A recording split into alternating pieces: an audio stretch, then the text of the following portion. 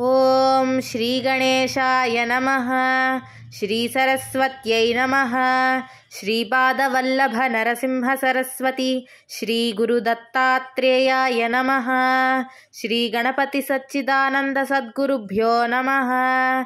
दत्तात्रेयसमारम्भां नृसिंहादिकमध्यमां सच्चिदानन्दपर्यन्तां वन्दे गुरुपरम्परां।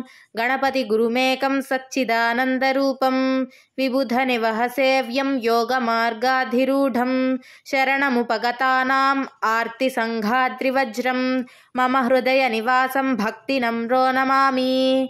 ॐ श्रीमात्रे नमः।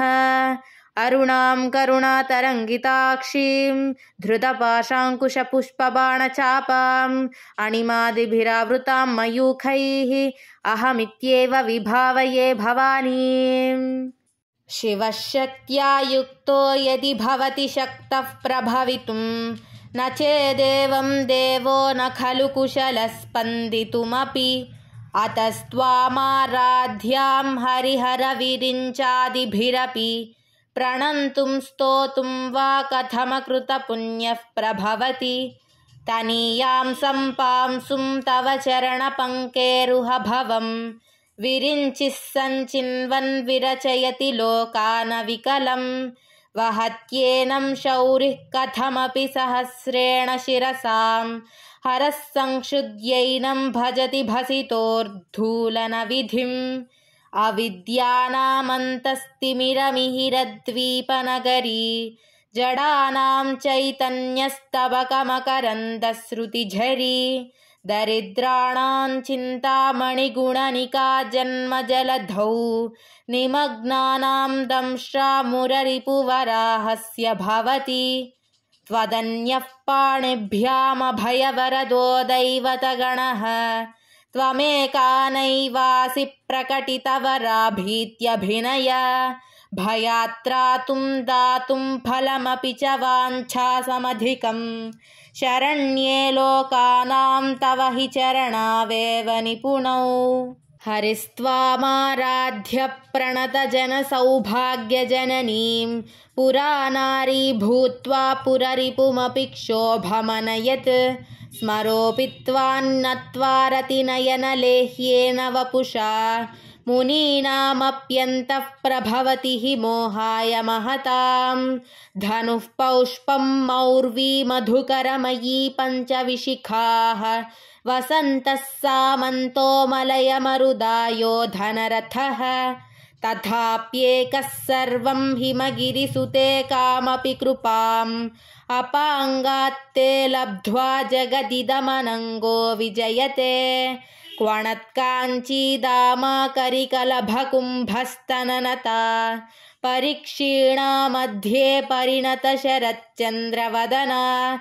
धनुर्बाणान् पाशं सृणिमपि दधाना करतलैः पुरस्तादास्तान्नः पुरमथितुराहो पुरुषिका। सुधासिन्धोर्मध्ये सुरविटपि वाटी परिवृते मणिद्वीपे नीपोपवनवति चिन्तामणिगृहे। शिवाकारे मञ्चे परमशिवपर्यङ्कनिलयां भजन्ति त्वां धन्याः कतिचन चिदानन्दलहरीं। महीं मूलाधारे कमपि मणिपूरे हुतवहं स्थितं स्वाधिष्ठाने हृदि मरुतमाकाशमुपरि।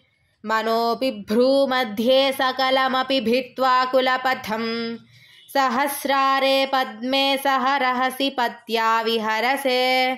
सुधाधारासारैश्चरणयुगलान्तर्विगलितैः प्रपञ्चं सिञ्चन्ती पुनरपि रसाम्नायमहसः। अवाप्य स्वां भूमिं भुजगनिभमध्युष्टवलयं स्वमात्मानं कृत्वा स्वपिशिकुलकुण्डे कुहरिणि। चतुर्भिः श्रीकण्ठैः शिवयुवतिभिः पञ्चभिरपि प्रभिन्नाभिः शम्भोर्नवभिरपि मूलप्रकृतिभिः। चतुश्चत्वारिंशद्वसुदलकलाश्रत्रिवलय त्रिरेखाभिः सार्धं तव चरणकोणाः परिणताः। त्वदीयं सौन्दर्यं तु हि न गिरिकन्ये तुलयितुं कवीन्द्राः कल्पन्ते कथमपि विरिञ्चि प्रभृतयः यदालोकौत्सुक्यादमरललना यान्ति मनसा तपोभिर्दुष्प्रापामपि गिरिशसायुज्य पदवीम् नरं वर्षीयांसं नयनविरसं नर्मसुजडं तवापाङ्गालोके पतितमनुधावन्ति शतशः गलद्वेणीबन्धाः कुचकलशविस्रस्तसिचयाः हठात्कृत्यत्काञ्च्यो विगलितदुकूला युवतयः क्षितौषत्पञ्चाशद्विसमधिकपञ्चाशदुदके हुताशे द्वाषष्टिश्चतुरधिकपञ्चाशदनिले दिवि द्विषत्रिंशन्मनसि च चतुष्षष्टिरिति ये मयूखास्तेषामप्युपरि तव पादाम्बुजयुगम् शरज्योत्स्ना शुद्धां शशियुतजटाजूटमकुटां वरत्रासत्राणस्फटिकघुटिका पुस्तककरां सकृन्नत्वा नत्वा कथमिव सतां सन्निदधते मधुक्षीरद्राक्षा मधुरिमधुरीणाः फणितयः कवीन्द्राणां चेतः कमलवनबालातपरुचिं भजन्ते ये सन्तः कतिचिदरुणामेव भवतीं विरिञ्चि प्रेयस्यास्तरुणतरशृङ्गारलहरी गभीराभिर्वाग्भिर्विदधति सतां रञ्जनममी सवित्रीभिर्वाचां शशिमणिशिलाभङ्गरुचिभिः वशिन्याद्याभिस्त्वां सह जननि सञ्चिन्तयति यः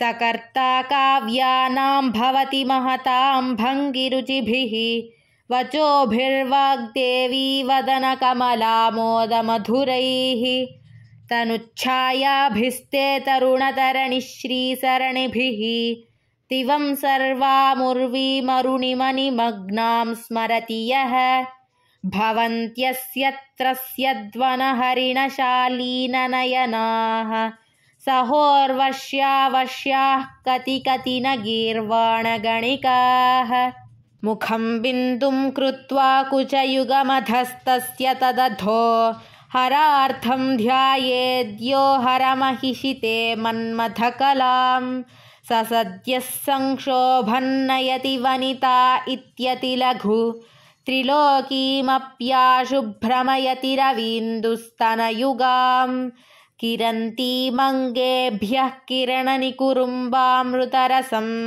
हृदि त्वामाधत्ते हिमकरशिलामूर्तिमिव यः ससर्पाणां दर्पं शमयति शकुन्ताधिप इव ज्वरप्लुष्टान् दृष्ट्या सुखयति सुधाधारसिरय तटिल्लेखा तन्वीं तपनशशिवैश्वानरमयीं निषण्णां षण्णामप्युपरि कमलानां तव कलां महापद्माटव्यां रुदितमलमायेन मनसा महान्तः पश्यन्तो दधति परमाह्लादलहरीं भवानि त्वं दासे मयि वितरदृष्टिं सकरुणाम् इति स्तोतुं वाञ्छन् कथयति भवानि त्वमिति यः तदैव त्वं तस्मै दिशसि निजसायुज्य पदवीं मुकुन्द ब्रह्मेन्द्रस्फुटमकुटनीराजितपदाम् त्वया हृत्वा वामं वपुरपरितृप्तेन मनसा शरीरार्धं शम्भोरपरमपि शङ्के हृतमभूत् यदेतत्त्वद्रूपं सकलमरुणाभं त्रिनयनं कुचाभ्यामानम्रं कुटिलशशिचूडालमकुटं जगत्सूते धाता हरिरवति रुद्रः क्षपयते तिरस्कुर्वन्नेतत् स्वमपि वपुरीशस्तिरयति सदा पूर्वः सर्वं तदिदमनुगृह्णाति च शिवः तवाज्ञामालम्ब्य क्षणचलितयोर्भूलतिकयोः त्रयाणां देवानां त्रिगुणजनितानां तव शिवे भवेत् पूजा पूजा तव चरणयोर्या विरचिता तथा हि त्वत्पादोद्वहनमणिपीठस्य निकटे स्थिता ह्येते शश्वन्मुकुलितकरोत्तं समकुटाः।